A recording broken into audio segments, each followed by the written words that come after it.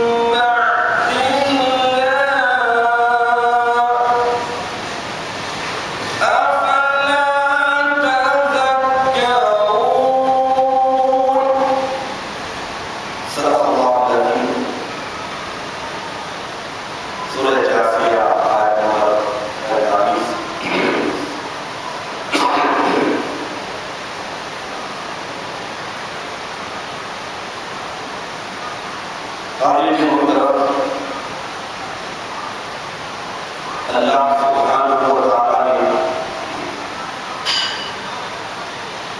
انسان کو عقل کی حیثیت سے پیدا کیا ہے، بندہ بنایا ہے، اور ہر بندے کی فطرت میں عبادت اور پرستش کی صفت بھی اللہ تعالیٰ نے وضاحت کر دی ہے۔ ہر انسان اپنی اس فطری صفت کے لحاظ سے یقیناً پرستار ہے اور کسی نہ کسی کی عبادت اور بندگی بجا لاتا ہے، لیکن اللہ تعالیٰ انسان کو اشرف المخلوقات بنا کر پیدا کیے ہیں، عقل و شعور کی دولت سے مالامال کیا ہے، اختیار کی سہولت عطا کی ہے، نیک اور بد، اچھے برے، حق اور باطل، سفید اور سیاہ میں فرق کرنے کی صفت اللہ تعالیٰ نے صرف انسان کو عطا کی ہے۔ تو اب اس اعتبار سے انسان کا یہ بنیادی فریضہ ہے کہ اللہ تعالیٰ نے اس کی فطرت میں جو بنیادی صفت عطا کی ہے، بندگی کی، عبادت کی، پرستش کی، تو اس صفت کو فطری اعتبار سے اللہ واحد کی عبادت اور بندگی میں لگائے۔ پرستش کرنا کمال کی بات نہیں، بندگی بجا لانا کمال کی بات نہیں، بلکہ کمال یہ ہے کہ جس کی پرستش کی جانی چاہیے، جس کی عبادت اور بندگی کی جانی چاہیے،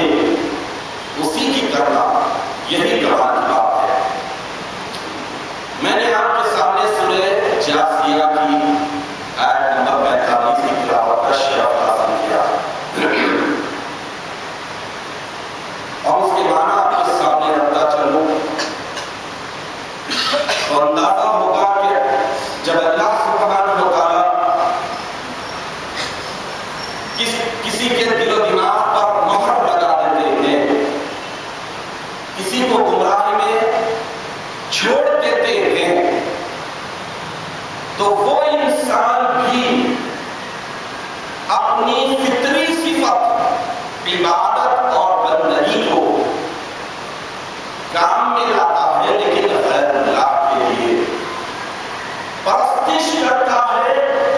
اللہ کے سوا ہر چیز کی، پوجتا ہے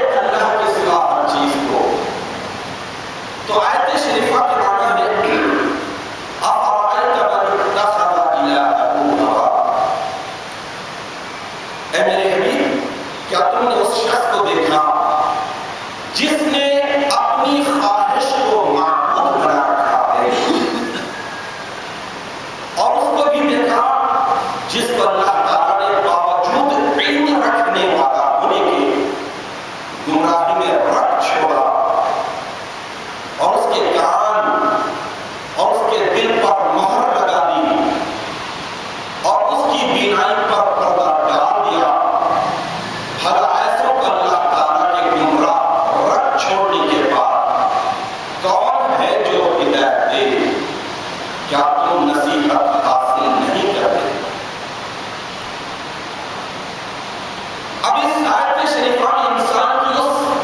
بنیادی صفت کی طرف اللہ تعالیٰ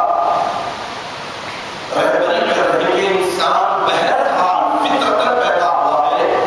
عبادت کے لیے، بندگی کے لیے، پرستش کے لیے۔ اگر اللہ واحد کی عبادت اور بندگی کرتا ہے تو سب سے بڑی بھلائی اور سب سے بڑی نیکی کو اختیار کرتا ہے۔ دنیا پرستی، خواہشات نفسانی، یہ روحانی ساری بیماریوں کی جڑ ہے۔ جب انسان روحانی طور پر ہلاک اور برباد ہوتا ہے تو اسی سب سے بڑی اور بنیادی بیماری میں وہ مبتلا ہوتا ہے، خواہش نفسانی کی پیروی۔ تو اس آیت شریفہ میں بطور خاص یہ بتایا گیا ہے کہ کیا آپ نے اس شخص کو نہیں دیکھا؟ اتخذ یتخذ اتخاذ مانے چن لینا، سلیکٹ کر لینا، بنا لینا، گھڑ لینا، کریٹ کرنا، یعنی نفسانی خواہشات کو خدا بنا لینا۔ جبکہ اللہ تعالیٰ انسان کو پرستش کی صفت، عبادت کی صفت، بندگی کی صفت دی ہے، تو اسے ٹریک سے ہٹا کر اللہ کی عبادت اور بندگی کے بجائے نفسانی خواہشات میں جب آدمی مبتلا ہو جاتا ہے، نفسانی خواہشات کو معبود بنا لیتا ہے، اس کی پرستش کرتا ہے، عبادت کرتا ہے، تو اللہ تعالیٰ اسے کیا کرتے ہیں؟ یعنی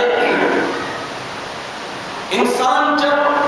نفسانی خواہشات کو خدا بنا لیتا ہے تو اس کا انجام یہ ہوتا ہے کہ اللہ تعالیٰ اسے گمراہ کر دیتے، گمراہی میں رکھ چھوڑ دیتے۔ اور جب اللہ تعالیٰ کسی کو گمراہی میں چھوڑ دیتے ہیں تو پھر کوئی ہدایت دینے والا نہیں ہوتا ہے۔ تو خدا کا سچا پرستہ، اللہ کا نیک بندہ ہمیشہ اس بات کی جستجو اور کوشش میں رہتا ہے کہ اس کی زندگی کے سارے رخ اللہ تعالیٰ کی مرضی کے مطابق گزرے، نفسانی خواہشات کو اپنی وہ ٹھوکر پر رکھتا ہے، اور اس کی ہمیشہ یہی کوشش ہوتی ہے کہ ہر عمل کے ذریعے وہ اپنے نفس کو کچلتا رہے، نفس کی مخالفت کرتا رہے، نفس کو ٹھوکریں مار مار کر مایوس کرتا رہتا ہے، اور حقیقت میں اللہ تعالیٰ کی عبادت اور بندگی کرتا ہے۔ اور جو انسان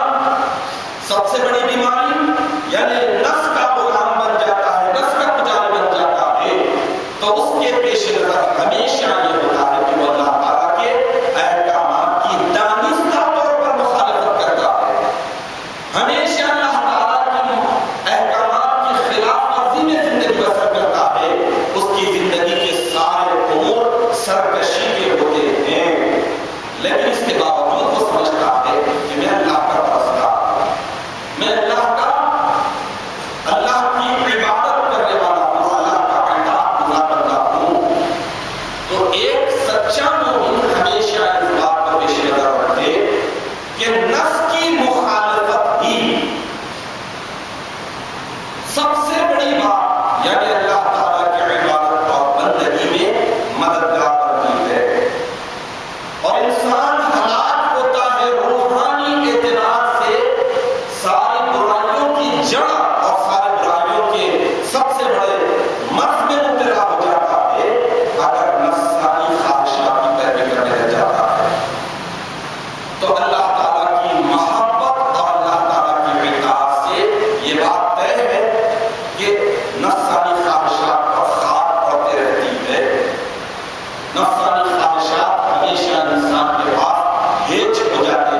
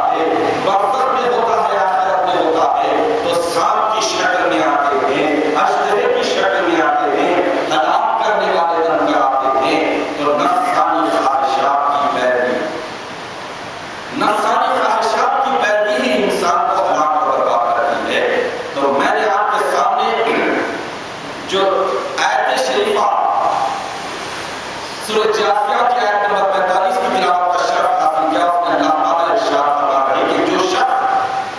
خواہشات نفسانی کو خدا بناتا ہے، یعنی خدا بناتا ہے،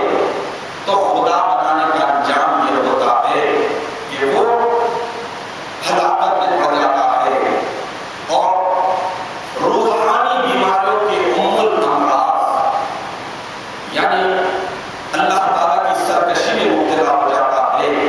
اسی لیے حضور اکرم نبی مکرم صلی اللہ علیہ وسلم کی ایک حدیث شریف ہے، آپ ارشاد فرماتے ہیں کہ میری امت کا کوئی شخص دنیا کی کسی